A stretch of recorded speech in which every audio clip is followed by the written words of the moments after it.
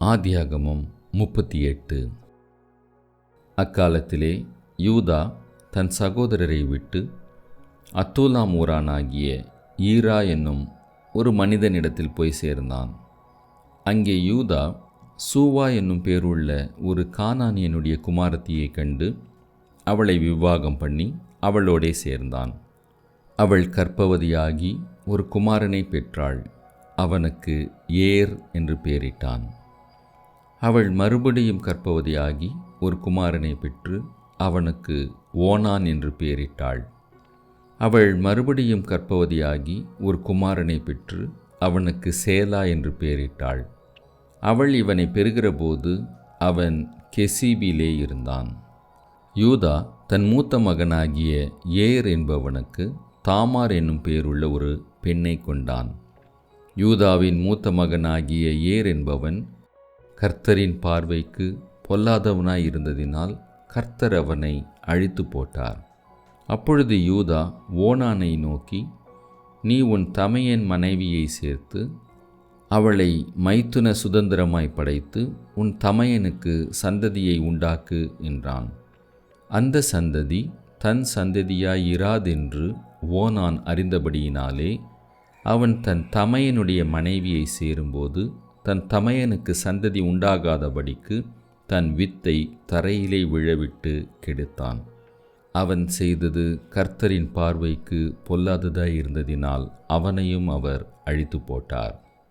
அப்பொழுது யூதா தன் குமாரனாகிய சேலாவும் அவன் சகோதரர் செத்தது போல் சாவான் என்று அஞ்சி தன் மருமகளாகிய தாமாரை நோக்கி, என் குமாரனாகிய சேலா பெரியவனாகும் மட்டும் நீ உன் தகப்பன் வீட்டிலே கைம்பெண்ணாய் தங்கியிரு என்று சொன்னான்.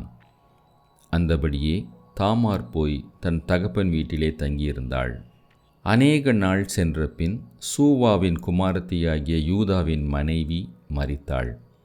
யூதாவினுடைய துக்கம் ஆறின பின் அவன் அத்துலாம் ஊரானாகிய தன் சிநேகிதன் ஈராவுடனே திம்னாவிலே தன் ஆடுகளை மயிர் கத்திரிக்கிறவனிடத்திற்கு போனான். அப்பொழுது உன் மாமனார் தம்முடைய ஆடுகளை மயிர் கத்திரிக்க திம்னாவுக்கு போகிறார் என்று தாமாருக்கு அறிவிக்கப்பட்டது. சேலா பெரியவனாகியும் தான் அவனுக்கு மனைவியாக கொடுக்கப்படவில்லை என்று அவள் கண்டபடியால் தன் கைம்பெண்மைக்குரிய வஸ்திரங்களை களைந்து போட்டு முக்காடிட்டு தன்னை மூடிக்கொண்டு திம்னாவுக்கு போகிற வழியில் இருக்கிற நீரூற்றுகளுக்கு முன்பாக உட்கார்ந்தாள். யூதா அவளை கண்டு அவள் தன் முகத்தை மூடியிருந்தபடியால் அவள் ஒரு வேசி என்று நினைத்து அந்த வழியாய் அவளிடத்தில் போய் அவள் தன் மருமகள் என்று அறியாமல், நான் உன்னிடத்தில் சேரும்படி வருவாயா என்றான். அதற்கு அவள், நீர் என்னிடத்தில் சேரும்படி எனக்கு என்ன தருவீர் என்றாள். அதற்கு அவன், நான் மந்தையிலிருந்து ஒரு வெள்ளாட்டுக்குட்டியை அனுப்புகிறேன் என்றான்.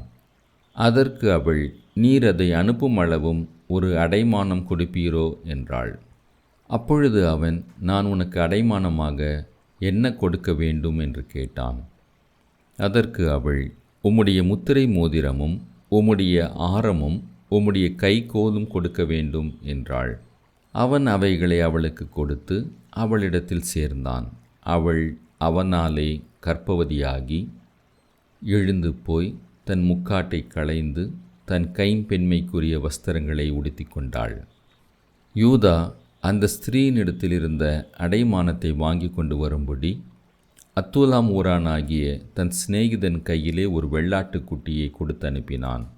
அவன் அவளை காணாமல் அவ்விடத்து மனிதரை நோக்கி, வழியண்டை நீரூற்றுகள் அருகே இருந்த தாசி எங்கே என்று கேட்டான்.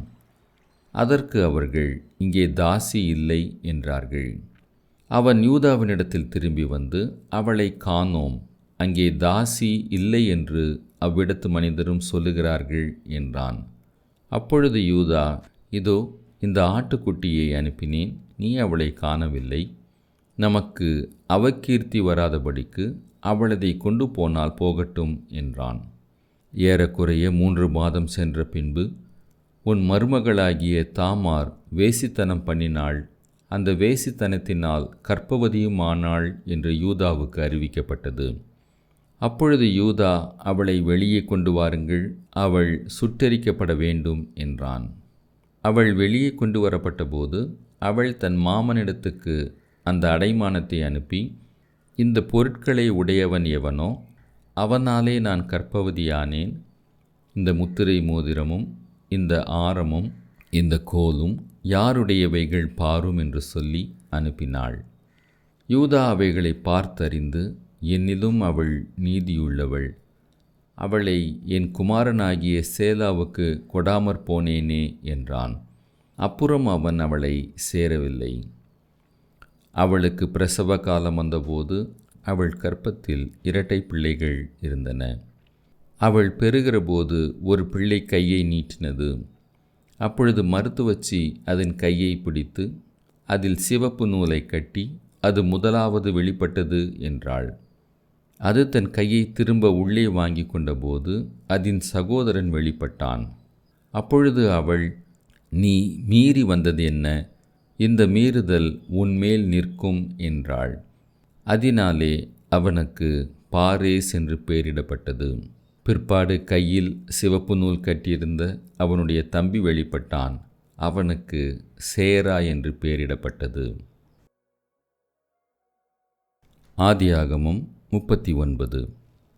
யோசேப்பு எகிப்துக்கு கொண்டு போகப்பட்டான். பார்வோனுடைய பிரதானியும் தலையாரிகளுக்கு அதிபதியுமாகிய போத்திபார் என்னும் எகிப்து தேசத்தான் அவனை அவ்விடத்திற்கு கொண்டு வந்த இஸ்மவேலரிடத்தில் விலைக்கு வாங்கினான். கர்த்தர் யோசேப்போடே இருந்தார். அவன் காரிய சித்தியுள்ளவனானான். அவன் எகிப்தியனாகிய தன் எஜமானுடைய வீட்டிலே இருந்தான். கர்த்தர் அவனோடே இருக்கிறார் என்றும் அவன் செய்கிற யாவையும் கர்த்தர் வாய்க்க பண்ணுகிறார் என்றும் அவன் எஜமான் கண்டு யோசேப்பினிடத்தில் தயவு வைத்து அவனை தனக்கு ஊழியக்காரனும் தன் வீட்டுக்கு விசாரணைக்காரனுமாக்கி தனக்கு உண்டான யாவற்றையும் அவன் கையில் ஒப்புவித்தான். அவனை தன் வீட்டுக்கும் தனக்கு உண்டான எல்லாவற்றிற்கும் விசாரணைக்காரனாக்கினது முதற்கொண்டு கர்த்தர் யோசேப்பின் நிமித்தம் அந்த எகிப்தியன் வீட்டை ஆசீர்வதித்தார். வீட்டிலும் வெளியிலும் அவனுக்கு உண்டானவைகள் எல்லாவற்றிலும் கர்த்தருடைய ஆசீர்வாதம் இருந்தது. ஆகையால் அவன் தனக்கு உண்டானதையெல்லாம் யோசேப்பின் கையில் ஒப்பு கொடுத்துவிட்டு தான் புசிக்கிற போஜனம் தவிர தன்னிடத்தில் இருந்த மற்றொன்றை குறித்தும் விசாரியாதிருந்தான். யோசேப்பு அழகான ரூபமும் சௌந்தரிய முகமும் உள்ளவனாயிருந்தான். சில நாள் சென்ற பின் அவனுடைய எஜமானின் மனைவி யோசேப்பின் மேல் கண் போட்டு, என்னோடே சயனி என்றாள். அவனோ தன் எஜமானுடைய மனைவியின் சொல்லுக்கு இணங்காமல் அவளை நோக்கி, இதோ வீட்டிலே என்னிடத்தில் இருக்கிறவைகளில் யாதொன்றை குறித்தும் என் ஆண்டவன் விசாரியாமல் தமக்கு உண்டான எல்லாவற்றையும் என் கையில் ஒப்பித்திருக்கிறார். இந்த வீட்டிலே என்னிலும் பெரியவன் இல்லை. நீ அவருடைய மனைவியாயிருக்கிறபடியால் உன்னை தவிர வேறொன்றையும் அவர் எனக்கு விலக்கி வைக்கவில்லை. இப்படி இருக்க நான் இத்தனை பெரிய பொல்லாங்குக்கு உடன்பட்டு தேவனுக்கு விரோதமாய் பாவம் செய்வது எப்படி என்றான். அவள் நித்தம் யோசேப்போடே இப்படி பேசிக்கொண்டு வந்தும் அவன் அவளுடனே சயனிக்கவும் அவளுடனே இருக்கவும் சம்மதிக்கவில்லை. இப்படி இருக்கும்போது ஒரு நாள் அவன் தன் வேலையை செய்கிறதற்கு வீட்டுக்குள் போனான். வீட்டு மனிதரில் ஒருவரும் வீட்டில் இல்லை. அப்பொழுது அவள் அவனுடைய வஸ்திரத்தை பற்றி பிடித்து, என்னோடே சயனி என்றாள். அவனோ தன் வஸ்திரத்தை அவள் கையிலே விட்டு வெளியே ஓடிப்போனான். அவன் தன் வஸ்திரத்தை அவள் கையிலே விட்டு வெளியே ஓடிப்போனதை அவள் கண்டபோது அவள் தன் வீட்டு மனிதரை கூப்பிட்டு, பாருங்கள், எபிரேய மனுஷன் நம்மிடத்தில் சரசம் பண்ணும்படிக்கு அவனை நமக்குள் கொண்டு வந்தார். அவன் என்னோடே சயனிக்கும்படிக்கு என்னிடத்தில் வந்தான். நான் மிகுந்த சத்தமிட்டு கூப்பிட்டேன்.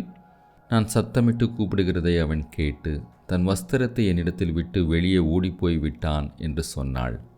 அவனுடைய எஜமான் வீட்டுக்கு வருமளவும் அவனுடைய வஸ்திரத்தை தன்னிடத்தில் வைத்திருந்து அவனை நோக்கி, நீர் நம்மிடத்தில் கொண்டு வந்த அந்த எபிரேய வேலைக்காரன் சரசம் பண்ணும்படிக்கு என்னிடத்தில் வந்தான். அப்பொழுது நான் சத்தமிட்டு கூப்பிட்டேன். அவன் தன் வஸ்திரத்தை என்னிடத்தில் விட்டு வெளியே ஓடிப்போனான் என்றாள். உம்முடைய வேலைக்காரன் எனக்கு இப்படி செய்தான் என்று தன் மனைவி தன்னோடே சொன்ன வார்த்தைகளை அவனுடைய எஜமான் கேட்டபோது அவனுக்கு கோபம் மூண்டது. யோசேப்பின் எஜமான் அவனை பிடித்து ராஜாவின் கட்டளையால் காவலில் வைக்கப்பட்டவர்கள் இருக்கும் சிறைச்சாலையிலே அவனை ஒப்புவித்தான். அந்த சிறைச்சாலையில் அவன் இருந்தான். கர்த்தரோ யோசேப்போடே இருந்து அவன் மேல் கிருபை வைத்து சிறைச்சாலை தலைவனுடைய தயவு அவனுக்கு கிடைக்கும்படி செய்தார். சிறைச்சாலை தலைவன் சிறைச்சாலையில் வைக்கப்பட்ட யாவரையும் யோசேப்பின் கையிலே ஒப்புவித்தான். அங்கே அவர்கள் செய்வதெல்லாவற்றையும் யோசேப்பு செய்வித்தான். கர்த்தர் அவனோடே இருந்தபடியினாலும் அவன் எதை செய்தானோ அதை கர்த்தர் வாய்க்க பண்ணினபடியினாலும் அவன் வசமாயிருந்த யாதொன்றையும் குறித்து சிறைச்சாலை தலைவன் விசாரிக்கவில்லை. ஆதியாகமம் 40. இந்த நடபடிகளுக்கு பின்பு எகிப்து ராஜாவுக்கு பானபாத்திரக்காரனும் சுயம்பாகியும் எகிப்து ராஜாவாகிய தங்கள் ஆண்டவனுக்கு குற்றம் செய்தார்கள். பார்வோன் தன் பானபாத்திரக்காரரின் தலைவனும் சுயம்பாகிகளின் தலைவனும் ஆகிய இவ்விரண்டு பிரதானிகள் மேலும் கடும் கோபம் கொண்டு அவர்களை யோசேப்பு வைக்கப்பட்டிருந்த இடமும் தலையாரிகளின் அதிபதியின் வீடுமாகிய சிறைச்சாலையிலே காவல் பண்ணுவித்தான். தலையாரிகளின் அதிபதி அவர்களை விசாரிக்கும்படி யோசேப்பின் வசத்தில் ஒப்புவித்தான். அவன் அவர்களை விசாரித்து வந்தான். அவர்கள் அநேக நாள் காவலில் இருந்தார்கள்.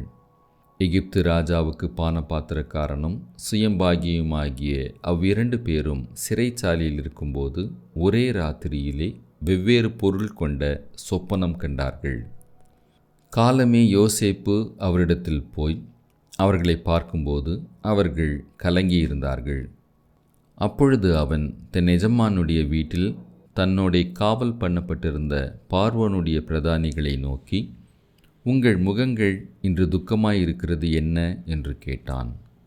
அதற்கு அவர்கள், சொப்பனம் கண்டோம், அதற்கு அர்த்தம் சொல்லுகிறவன் ஒருவனும் இல்லை என்றார்கள். அதற்கு யோசேப்பு, சொப்பனத்துக்கு அர்த்தம் சொல்லுதல் தேவனுக்குரியதல்லவா? அவைகளை என்னிடத்தில் சொல்லுங்கள் என்றான். அப்பொழுது பானபாத்திரக்காரரின் தலைவன் யோசேப்பை நோக்கி, என் சொப்பனத்திலே ஒரு திராட்சை செடி எனக்கு முன்பாக இருக்க கண்டேன். அந்த திராட்சை செடியிலே 3 கொடிகள் இருந்தது. அது துளிர்க்கிறதாயிருந்தது. அதில் பூக்கள் மலர்ந்திருந்தது. அதன் குலைகள் பழுத்த பழங்களாயிருந்தது. பார்வோனுடைய பாத்திரம் என் கையிலே இருந்தது.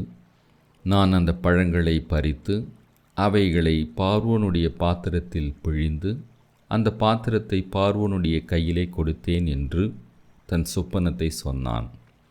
அதற்கு யோசேப்பு, அந்த 3 கொடிகளும் 3 நாளாம். 3 நாளைக்குள்ளே பார்வோன் உன் தலையை உயர்த்தி உன்னை மறுபடியும் உன் நிலையிலே நிறுத்துவார். முன்னே அவருக்கு பானம் கொடுத்து வந்த வழக்கத்தின்படி பார்வோனின் பாத்திரத்தை அவர் கையிலே கொடுப்பாய்.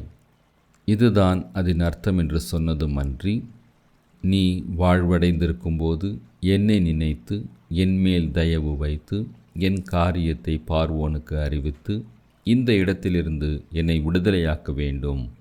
நான் எபிரேயருடைய தேசத்திலிருந்து களவாய் கொண்டு வரப்பட்டேன். என்னை இந்த காவல் கிடங்கில் வைக்கும்படிக்கும் நான் இவ்விடத்தில் ஒன்றும் செய்யவில்லை என்று சொன்னான். அர்த்தம் நன்றாயிருக்கிறது என்று சுயம்பாகிகளின் தலைவன் கண்டு யோசேப்பை நோக்கி, நானும் என் சொப்பனத்தில் 3 வெள்ளை கூடைகள் என் தலையின் மேல் இருக்க கண்டேன். மேற்கூடையிலே பார்வோனுக்காக சமைக்கப்பட்ட சகலவித பலகாரங்களிலும் கொஞ்சம் கொஞ்சம் இருந்தது. என் தலையின் மேல் கூடையில் இருந்தவைகளை பறவைகள் வந்து பட்சித்தது என்றான். அதற்கு யோசேப்பு, அந்த 3 கூடைகளும் 3 நாளாம். இன்னும் 3 நாளைக்குள்ளே பார்வோன் உன் தலையை உயர்த்தி உன்னை மரத்திலே தூக்கி போடுவார். அப்பொழுது பறவைகள் உன் மாம்சத்தை தின்னும். இதுதான் அதன் அர்த்தம் என்று சொன்னான். 3ஆம் நாள் பார்வோனுடைய ஜன்ம நாளாயிருந்தது. அவன் தன் ஊழியக்காரர் எல்லாருக்கும் விருந்து பண்ணி பான பாத்திரக்காரருடைய தலைவன் தலையையும் சுயம்பாகிகளுடைய தலைவன் தலையையும் தன் உத்தியோகஸ்தரின் நடுவே உயர்த்தி பான பாத்திரக்காரரின் தலைவனை பானம் கொடுக்கிற தன் உத்தியோகத்தில் மறுபடியும் வைத்தான். அந்தபடியே அவன் பார்வோனுடைய கையிலே பாத்திரத்தை கொடுத்தான். சுயம்பாகிகளின் தலைவனையோ தூக்கி போட்டான். யோசேப்பு அவர்களுக்கு சொன்ன அர்த்தத்தின்படியே சம்பவித்தது. ஆனாலும் பானபாத்திரக்காரரின் தலைவன் யோசேப்பை நினையாமல் அவனை மறந்துவிட்டான்.